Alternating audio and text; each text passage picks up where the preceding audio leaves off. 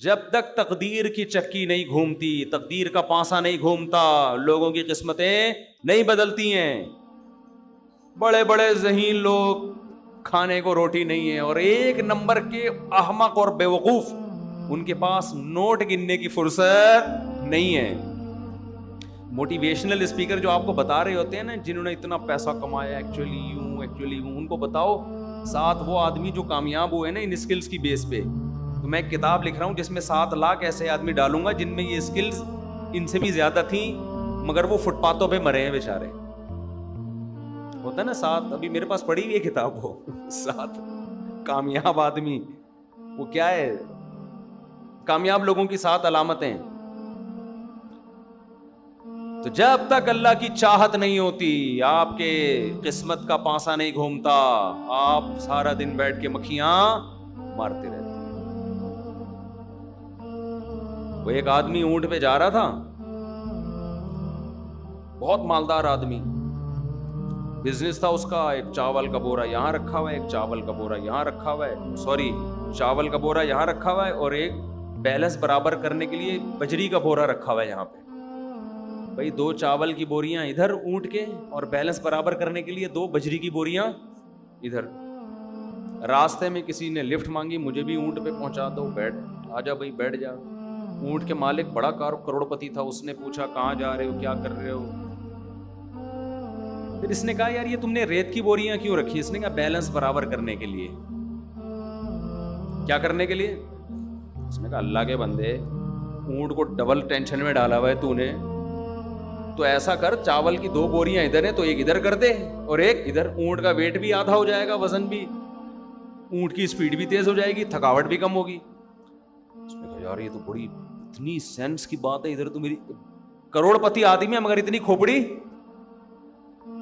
کھوپڑی میں اتنی سینس نہیں ہے کہ یار بیلنس کے لیے آدھا مال ادھر رکھ دو. تھا کروڑ پتی.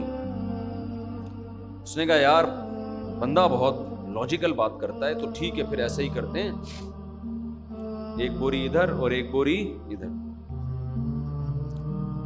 اب بیٹھے، اونٹ کی سپیڈ بھی تیز ہو گئی، اونٹ بھی سکون کا سانس لے رہا ہے، اور یار بندہ تو بڑا نائس ہے یار، سکلز تیرے اندر بہت ہیں، بتا کرتا کیا ہے؟ کہہ رہا کرتا ہی تو کچھ نہیں، بے روزگار ہوں، جاب ہی نہیں ملتی، کہیں غریب آدمی ہوں. اس نے کہا اتر نیچے نیچے اتر. دوبارہ اس میں بوریاں میں،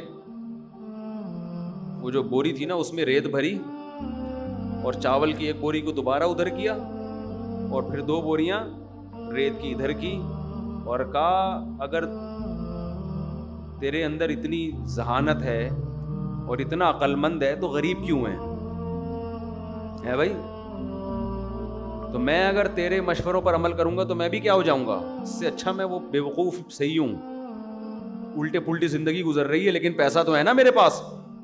تو وہی اسٹائل ہمارا ٹھیک ہے بھائی، تیرے اسٹائل میں چلیں گے تو ہم بھی ایسے ہی ہو جائیں گے. لو کان بالحیل الغنا لوجدتنی بنجور اقطار السماء تعلقی لكن من رزق الغنا حرم الحجا ضدان مفترقان ای تفرقی. امام شافعی کا شعر ہے کہ اگر محنت سے اور آپ کی اسکل سے پیسہ آتا، آپ کی دماغ سے پیسہ آتا، تو مجھے دیکھتے کہ میں محنت کرتے کرتے آسمان کے ستاروں تک پہنچ جاتا.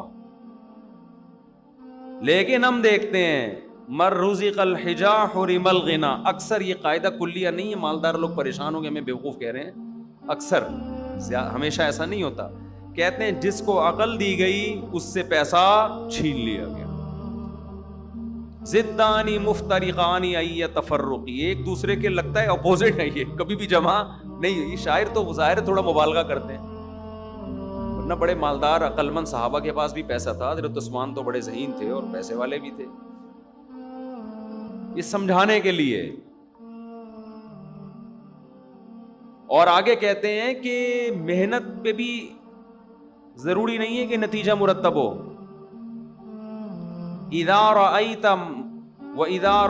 واذا سمعت بان مجدودا حوا عودا فاثمر في يديه فصدقي واذا سمعت بان محروما اتى ماء لیشربہ فغاض فصدقی، کہتے ہیں اگر تو سننا کہ ایک آدمی خوش قسمت ہے، اس کی قسمت کے پاسے پلٹتے رہتے ہیں، محنت ڈھیلے گی نہیں کرتا،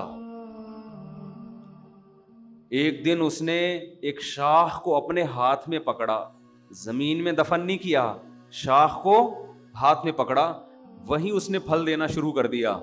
اس نے کہا ایسے واقعات کی تصدیق کر دیا کر، خوش قسمتوں کے ساتھ ایسا بول لو نا یار، ہوتا ہے جب رزق مقدر میں ہوتا ہے نا تو درخت کو زمین میں لگانے کی بھی ضرورت نہیں ہوتی، شاخیں ہاتھوں میں ہی پھل دینا شروع کر دیتی ہیں۔ یہ تمثیلات ہیں شاعروں کی، کہ اس پہ کلپ نہ بنا دیں کہ یہ مولوی صاحب پتہ نہیں کہاں کہاں کی پھینک رہے ہیں۔ سمجھانے کے لیے کہ خوش قسمتوں کے عجیب معاملہ ہوتا ہے، ہم نے اپنی آنکھوں سے دیکھے، جس کام میں ہاتھ ڈالو بنتا چلا جاتا ہے۔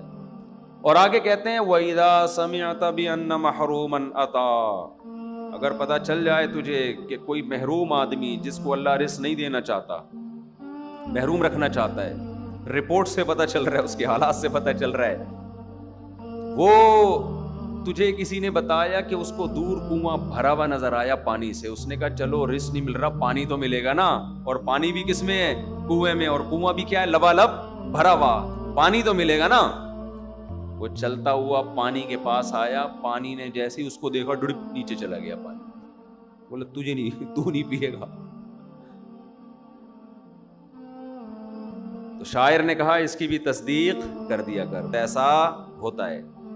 بدقسمت سے مراد دنیاوی لحاظ سے، اصل تو آخرت ہے، اور قرآن کا بھی یہی مضمون ہے، من کان یرید العاجلہ عجلنا لہ فیہا ما نشاء لمن نرید، جو اس دنیا کو چاہتا ہے تو جتنی چاہتا ہے اتنی نہیں، جتنی ہم چاہتے ہیں اتنی دیں گے، اور اتنی بھی اس کو دیں گے جس کو ہم چاہیں گے، یہ تمہاری محنت پہ نہیں ہے۔